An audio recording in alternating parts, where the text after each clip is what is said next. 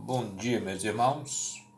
Aqui estamos com o nosso culto dominical deste terceiro domingo, com a nossa lição, a de número 3, e ela nos diz assim: não as obras, e sim a graça. Enviei uma mensagem pelo grupo da igreja para a direção da escola, se eles desejavam fazer o vídeo com os irmãos, mas eu não tive retorno. Então, eu estou continuando a fazer esta meditação da escola bíblica, porém sempre aberto a qualquer sinal que a nossa boa direção nos enviar. O texto áureo da lição de hoje é Efésios 2, 8 e 9, que nós, em grande maioria, sabemos de cor. Ele nos diz assim: porque pela graça sois salvos por meio da fé. E isto não vem de vós, mas é dom de Deus. Não vem das obras, para que ninguém se glorie. Para nós cristãos, e principalmente os batistas, que preservam os bons princípios da palavra de Deus, tem pouco a nos dizer esta lição, este pensamento de obras e graça, porque nós sabemos que a salvação que o Senhor Jesus nos dá é de graça e pela graça. O que é graça? Nós sabemos, né? Poucos não sabem o que seja graça. Mas, sabendo ou não, eu preciso declinar. Graça é um dom imerecido que nós recebemos. É alguma coisa que nós recebemos sem merecer. Às vezes, até um abraço do irmão, até um elogio do irmão, né? Até um destaque que o irmão nos faz. A gente, eu principalmente, meus irmãos não, mas eu não mereço, não mereço nada, não faço nada, né? Então, quando nós recebemos esse destaque, parabéns, meu irmão, maravilha, que bom, né? Isso é uma graça que a gente recebe daquele irmão, que raramente a gente está fazendo coisas assim tão relevantes. Então, graça é um dom imerecido. Paulo, nós estamos vendo a sua história, ele vem do judaísmo. Vem daquela força de ensino da lei, aquele peso farisaico, que Jesus, ele destaca isso em Mateus capítulo 6, aqui já no Sermão do Monte. Fala assim: guardai-vos de fazer a vossa esmola diante dos homens, para serdes visto por eles. Aliás, não tereis galardão junto de vosso Pai que está nos céus. Quando, pois, deres esmola, não faças tocar trombetas diante de ti, como fazem os hipócritas nas sinagogas e nas ruas, para serem glorificado ou visto pelos homens. Em verdade vos digo que já receberam o seu galardão.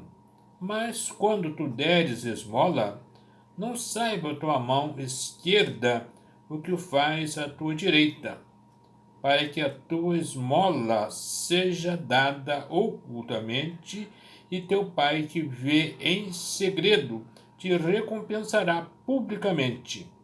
E quando orares, não sejas como os hipócritas, pois se comprazem em orar em pé nas sinagogas e às esquinas das ruas, para serem vistos pelos homens. Em verdade vos digo que já receberam o seu galardão.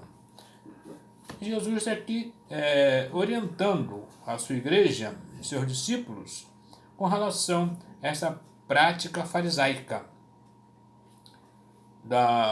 dos aplausos, das coisas feitas em público para serem vistas e aplaudidas pelas pessoas.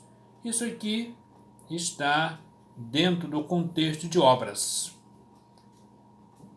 Hoje nós estamos vendo as obras sociais que algumas igrejas, poucas da nossa confissão, fazem. Eles filmam, eles propagam, eles fazem uma divulgação muito grande. E nós vivemos uma certa dificuldade, porque a igreja tem um lado social. O evangelho sempre teve um lado social, que são obras. Faz parte. É o lado material que o ser humano tem, nossas necessidades cotidianas. Então, a igreja precisa fazer isso. Mas o contexto político, que de uma certa forma olha com maus olhos a igreja, o evangelho, tem nos levado a divulgar certas coisas, a documentar certas obras sociais, exatamente para evitar que amanhã eles venham querer nos confrontar e nos condenar por não cuidar do lado social das pessoas, que é a função política. É aquilo que o governo deveria fazer, deve fazer, e nem sempre faz por causa desses contratempos que nós conhecemos da má política.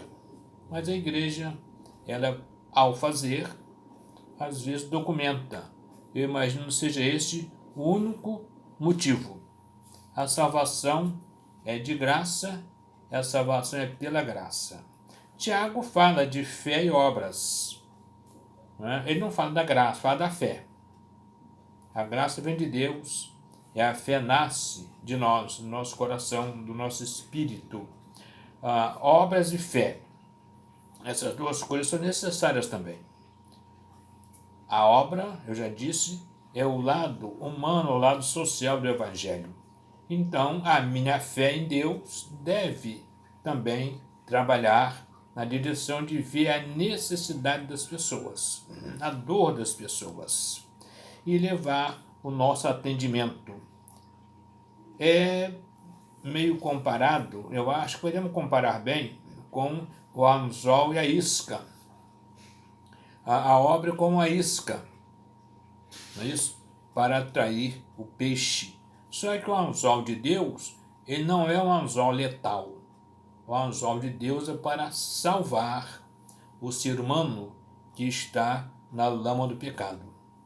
A rede de Deus não é uma rede que pesca para matar, pesca para salvar, para tirar do mar de pecado, de vícios, de idolatrias e por aí de fora. Então é bom a gente não fazer comparações literais, porém assim parecidas, para que possamos entender o valor que o lado social, que as obras têm no Evangelho.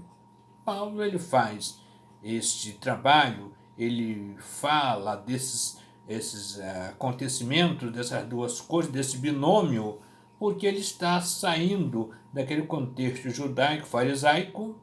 A igreja vive aquele momento, ele precisa então dizer o valor que tem as obras, o valor que tem a graça, o valor que tem a fé, porque na realidade as obras em si, ou por si só, elas não resolvem nada. Ela não pode salvar. E aqueles que dão ênfase nas obras como instrumento de salvação, existe no mundo pseudos religiosos e dão ênfase nas obras e acham que a obra resolve, é uma estratégia de Satanás para anular o sacrifício de Jesus. Os irmãos saibam disso. É uma estratégia demoníaca para anular o sacrifício de Jesus àqueles que ensinam obras como meio de salvação.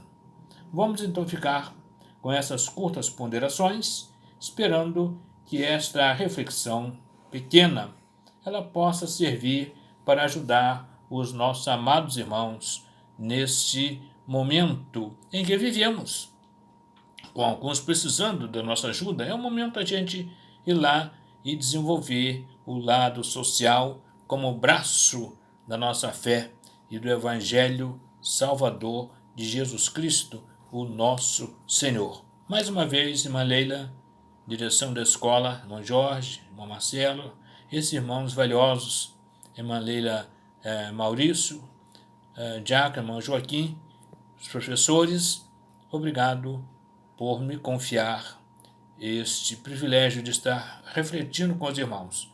Mas estou à disposição, que eu possa estender muito essa reclusão e os irmãos talvez estejam com vontade desenvolver, falar alguma coisa com mais qualidade para suas classes, né, sua escola bíblica, que os irmãos me retornem para que eu possa saber e deixar esse espaço disponível para que os irmãos façam com tanta eficiência o trabalho que sempre tem feito até hoje. Vamos orar. Deus, abençoa o nosso povo nesta manhã de domingo da escola bíblica. Abençoa cada um na sua casa que está sendo alcançado por esta curta meditação. Abençoa a tua igreja no mundo, na face da terra, e que no Porta Pedra, onde nos congregamos.